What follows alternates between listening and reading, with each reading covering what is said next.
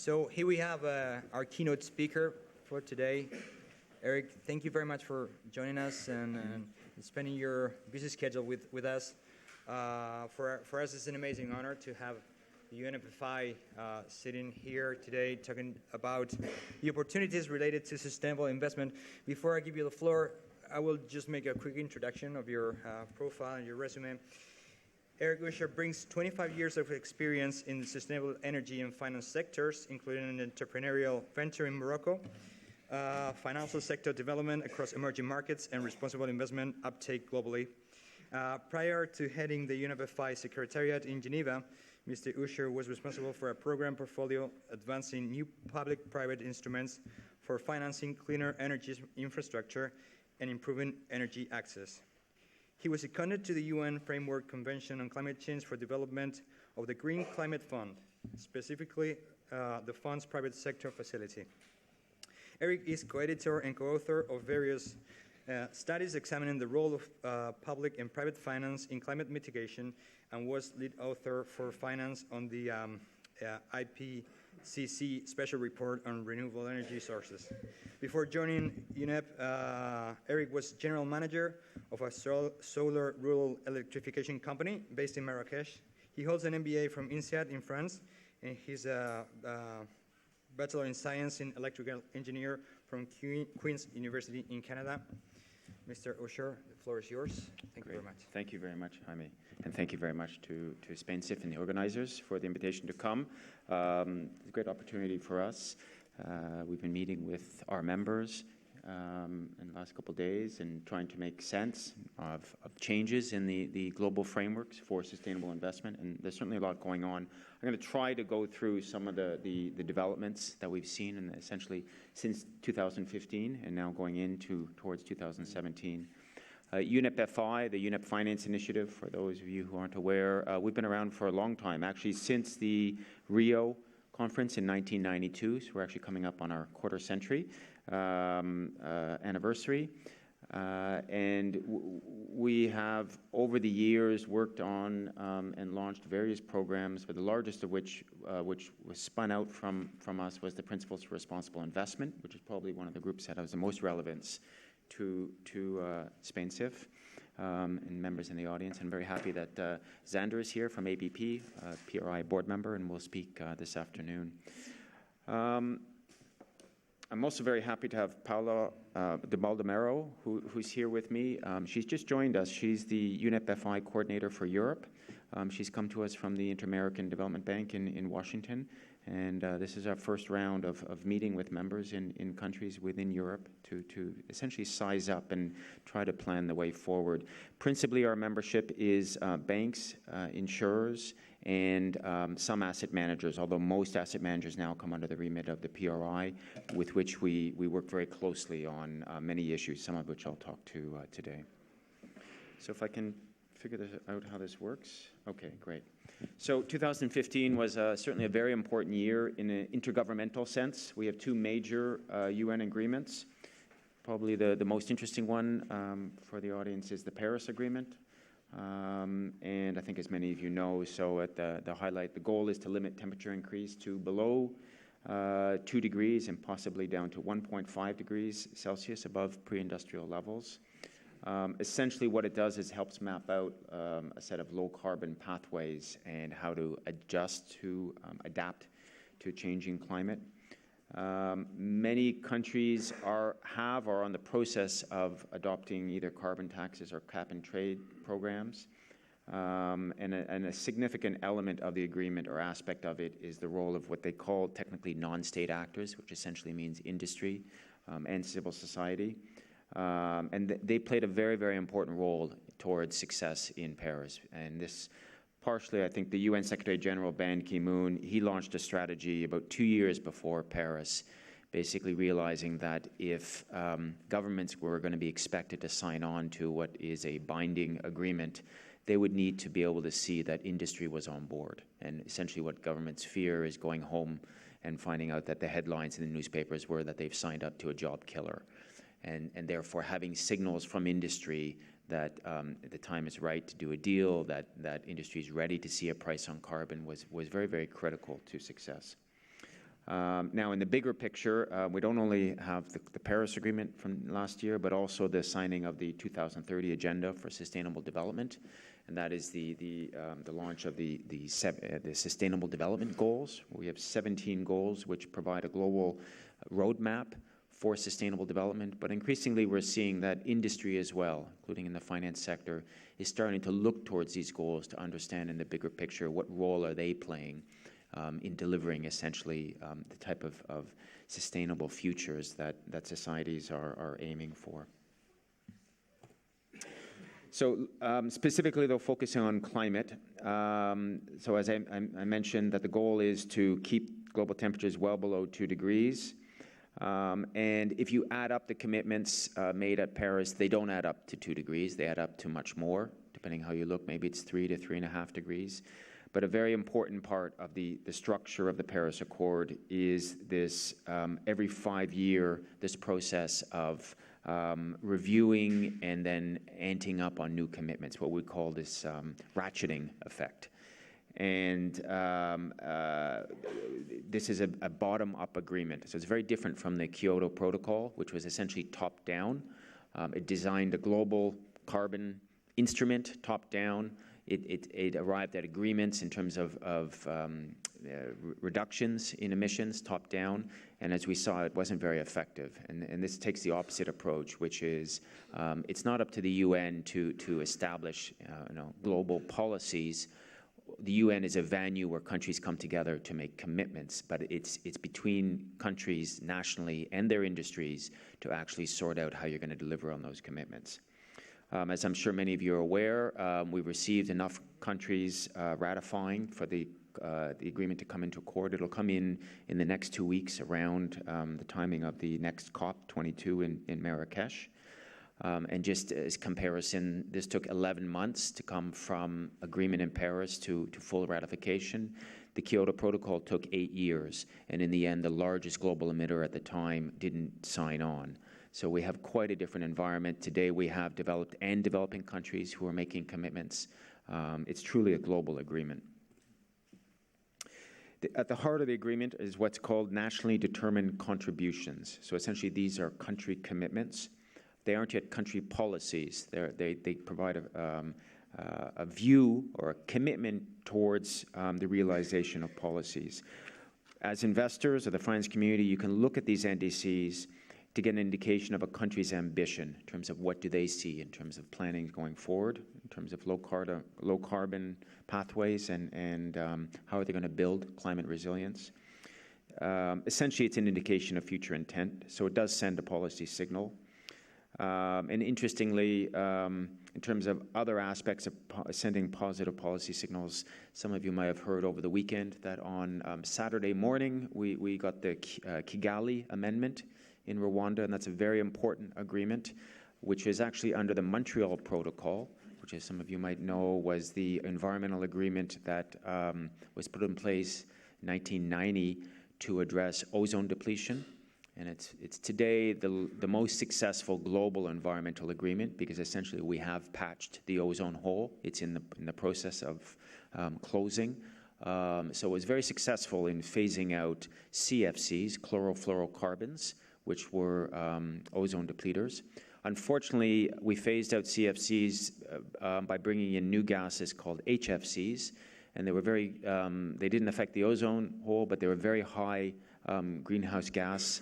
They have very high impact on climate, global warming, and therefore we needed to amend that agreement. And the fact that they arrived at an agreement this weekend to essentially phase out HFCs, or the ones that there are many gases in this family, and some of them are very impactful on climate, and those essentially have been agreed to phase out as well.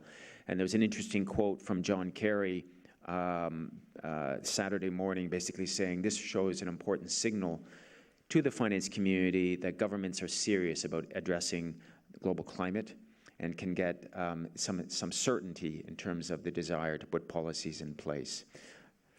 So the environment for negotiating agreements has improved significantly, I think, because the global common, the countries realizing that we need to work together to address these societal needs are much better understood today than they were not so long ago.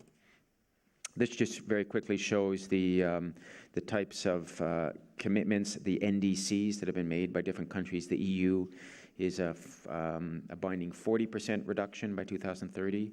If I move around to some of the major developing countries like China, the developing countries largely are committing to reducing their emissions intensity, whereas developed countries, it's mostly absolute reductions. However, we have to remember, so developing countries like China and India, they still need to grow. They still believe their emissions will need to grow, but they're committing to reduce the intensity and aiming towards a peaking going out typically around 2030 in total emissions.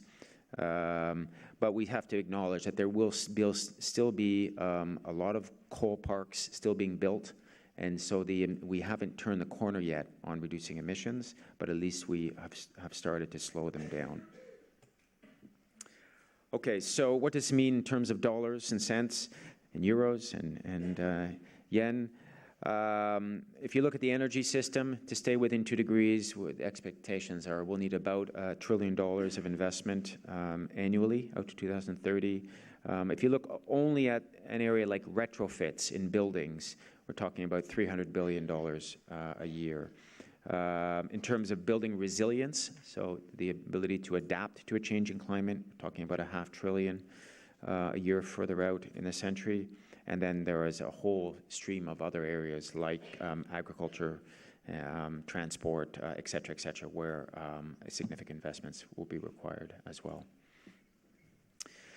So do we only need to fix energy, transport, agriculture sectors in terms of putting incentives in place? Or what role is there for the financial sector and also on the regulatory front to adjust the financial system to help mobilize investment into these new global needs? Although 2015 made a lot of progress in an intergovernmental sense, 2016 has not fallen short in terms of progress in how do we put in place the systems to deliver. And this slide shows some of the progress made, particularly looking at the financial system. In 2015, UNEP launched the inquiry into the design of a sustainable financial system, which looked at essentially what's being done on the financial regulatory policymaking side to help mobilize investment for sustainable development. And in terms of some of the developments during this year overall, well, we had Mark Carney establish the task force on climate-related financial disclosures under as part of the Financial Stability Board. We have the G20 under the Chinese presidency, who established a working group on green finance. And we had the launch of the communique from the closure of their presidency about 2 months back in Hangzhou, where for the first time in the finance ministers' track of the G20, you have talk of the need to establish and scale up green finance. And green finance, basically, it's a topic now that's on the lips of finance ministers, which wasn't the case really just a year ago. I think when they started to look at this topic, they came together and they basically said, why are we here? And today that's a different tone. Basically, they realized that, and this is the bigger picture issue, what is the role of finance regulators? Well, it's financial stability. But if we don't pay attention to issues like climate change, we are going to create instabilities which will end up in financial instability. So there's a better understanding of that. Another reason why it's gotten a lot of momentum is the leadership from China. At the same time that the Chinese launched the G20 communique, they also launched their guidelines for establishing a green financial system. If anyone wants to motivate their governments to do more, have them look at this policy. It is, as with most things Chinese, it's extremely aggressive in basically rolling out intentions and actions to scale up. And as an indication, green bonds, 2 to 3 years ago, there was no green bond activity in China. Today, it accounts for 40% of global issuance. And therefore, with the Chinese moving very quickly ahead, I think global governments, the G20 governments, have really taken signals and are doing a number of things. In the European Union, we have this commitment to develop a green finance strategy. And there are many other indications that I think the views in the need to green our system, our financial system, is getting some traction.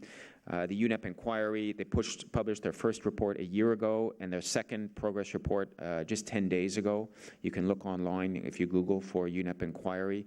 It's a very nice synopsis of progress that's being taken. This group is the secretariat for the Green Finance Study Group in the G20 that I mentioned, and we've just heard from the German presidency, who takes over the G20 now, that they will include green finance as well as a track within the finance ministerial work within the next the G20 presidency that starts now under them. What happens here? Okay, so now I'm going to talk, if we break this down in terms of where else progress is being made. Disclosure. It's been a year of progress on disclosure, starting with the FSB Climate Task Force, who will deliver their final report in about a month's time. It will propose or recommend what needs to be done to improve climate-related disclosure. Some of the recommendations are quite interesting. One, probably the most relevant one for the audience, is that the finance sector is increasingly pushed as a generator of climate disclosure information, not only as a user, but also as an issuer.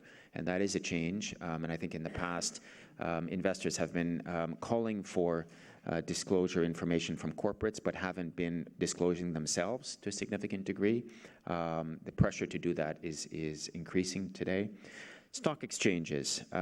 We've seen a lot of progress just in the past about 18 months in the willingness and actions of stock exchanges to require listing requirements to include environmental social governance, so ESG, including climate disclosure, from corporates that list on their exchanges. And as you know, exchanges are very competitive, and they are competing with each other, including about where is going to be the next destination for or host or home for green finance. You have actors like the Luxembourg Exchange, which has become the largest listing destination for green bond listings. 2 weeks back, they just launched their Green Exchange, and the exchanges are seeing this as a source of comparative advantage. And we also see, so it's not only about mandating disclosure, it's also about what new types of products and services can we get listing in this important actor in the capital markets. So generating the information. What do we do with that information? What are our legal duties to take into account environmental and social issues in investment decision-making? We have the work on fiduciary duty, which dates back 10 years with the original Freshfields report, which was the legal firm in the UK for the first time established the legal basis for taking into account environmental issues in investment decision-making. That report was what led to the establishment of the PRI. And progress in fiduciary duty has, over the past 10 years, evolved significantly. The most recent report that came out last year was called Fiduciary Duty in the 21st Century, essentially established that ESG cannot be considered, there's not a legitimate barrier to ESG integration in decision-making. And to an increasing extent, failure to consider this information can be a breach of your fiduciary duty. Now, the reality is not all countries have this, the concept of fiduciary duty. In civil law countries, it's more a broader definition of investor duties and obligations. And therefore, last June, we launched with the PRI a statement on investor duties and obligations, which expands essentially the approach. And now we're working, including with Generation Foundation, to expand. And one of the biggest challenges in this area is not so much the investors, it's the value chain. It's the consultants, the advisors. How do you get a better understanding within that part of the industry and how you integrate these factors into your decision making? We're rolling out a sense of country roadmaps in 6 countries at present. We just launched a report on 6 Asian countries, markets. So essentially, this is an ongoing, the U.S. probably is the country where the biggest step forward was made last year, where the Department of Labor revised their ERISA guidelines, which did an about phase to more follow the European approach to fiduciary duty, and acknowledging essentially that it is an important aspect of investor decisions. So that's what you do with the legal perspective. And then as we look at climate and other environmental issues as well, in terms of understanding the risks, we need to get to a new generation of risk metrics. Because the reality is concepts such as carbon footprinting, they give you a very initial assessment of carbon risk. But the reality is it's a snapshot in time, and they don't tell you anything about transition risk. And as people who are familiar, Mark Carney, his speech to Lloyd's of London last September about the tragedy of the commons and the need to essentially integrate climate into financial regulations and the financial sector's view, acknowledge that transition risk, essentially the risks of new technology adoption and regulatory action, which will lead to the phase out of certain industries, that although climate impacts are long-term, transition risk can manifest itself quite short-term. And we've seen this in certain industries, like in the coal industry. And in Europe, you have a lot of transition risk, not only related to climate, but industry. The only constant today is change. And how you measure and how you look at your investment portfolio and understand which are the industries that are going to survive until tomorrow and prosper, we need a new generation of risk metric tools to help us with that.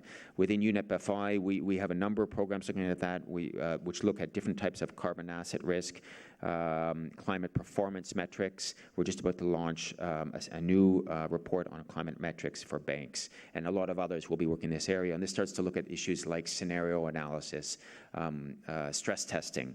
Essentially, how is our portfolio going to do within a new world where there is a price on carbon, which will bias investment towards certain industries and out of others.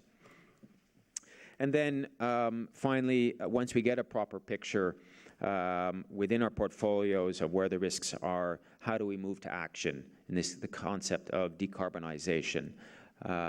We talk more about decarbonization than divestment. Divestment is very important for those who are ready to entirely exit sectors, but decarbonization is a broader term. And basically it says that all actors can improve the carbon efficiency of their businesses. Even in the oil and gas sector, there will be best in class, and there are actors who are moving more quickly. From the investor perspective, understanding and coming up with different strategies across your portfolios to say, how can we start to decarbonize? Do we use engagement? Do we use divestment? Do we use a whole panoply of new products? Think of sort of these smart beta type ways to tilt indices where you still get the returns, you match the returns from an index, but you can eliminate a fair amount of the climate impact. We do have a coalition of investors called the Portfolio Decarbonization Coalition. It's 27 investors who in total have committed to $600 billion of their portfolios to put them through processes of decarbonization. It's essentially a learning group to say, well, we've committed to do something. We not only have we assessed the carbon risk in our portfolio, but we're actually going to do something about it. But we need to learn together. And just my last topic, we go from climate to sustainable development. That's kind of the next frontier. And this shows a slide about work we're doing on what we call positive impact. But essentially, it's how do you finance the SDGs? How do you finance sustainable development? We have the green bonds, and we start to know what is green in terms of infrastructure investment, thanks to green bonds, the principles and essentially the standards that have come. Now, that's only a small part of financing sustainable development. We don't yet have frameworks on how to more broadly understand what is positive impact. And so we are working with a group of our members, also with a group of corporates, also under the remit of the World Business Council on Sustainable Development, to start to establish some of the frameworks that are needed so that from an investor angle or from the credit angle within banks, you can start to get a better measure to understand what sort of impacts in a positive sense that you are driving with your portfolio, and how can you start to adjust your portfolio to increase those impacts. So with that, I will leave it off. Thank you very much.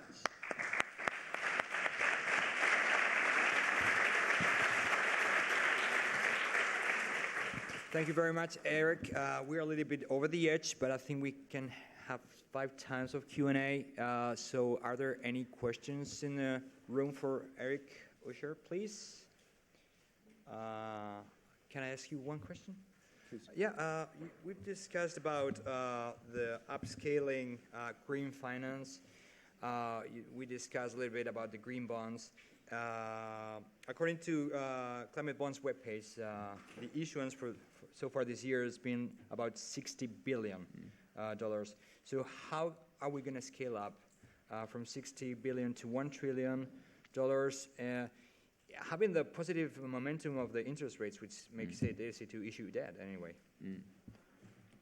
It's a good question. I think depending how you measure it, green bonds is about 1% of the global bonds universe today. So it's very, very small. The reality is, I think most would attest to the fact that actually the awareness is actually quite a bit more than that today, that everybody's talking, particularly in Europe, but I think not only in terms of green bonds. And when you talk with investment bankers, they'll all basically say there's demand for these products, and even not only green bonds, even more. The latest inquiry report, which I said just came out 10 days ago, it describes it as we have momentum, but we don't have transformation. In terms of there are a lot of positive things happening, including under the G20 and others, but we're very, very far from a new normal. And I think you need to break it down in many ways of what's needed, and we need this coming together between things like global agreements, but the market certainty that policy action will create. And then, very importantly, you need private sector action, and it needs to show. And groups like Spainsif really need to do a very good job, I think, of showing the intent of the investment community to invest and to provide the positive reinforcement that governments need to realize that this is not just a passing fancy. That this requires a firming up of policy frameworks. You need the standards. Mostly it should be voluntary and industry-led. The issue of where do you need regulations and where can you focus on voluntary action. Continue needs to be reassessed on the part of policymakers, but I think a lot more progress is being made, and that's why we've achieved Paris and we've achieved the level of investment where we are today. But I think we can all say that we really don't have the whole investment community in the room today.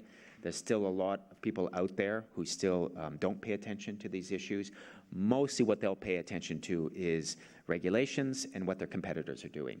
And so I think we need to show that there's really a competitive dynamic that's going on here, and that there is a race going on, and it's no longer a race to the bottom, it's a race to the top. You have to decide from a commercial perspective, is this going to be part of your commercial DNA? Are you going to put investing in this low-carbon transition as an organizational strategy, or are you just going to house this within your one small department while the rest of the house continues to do business as usual?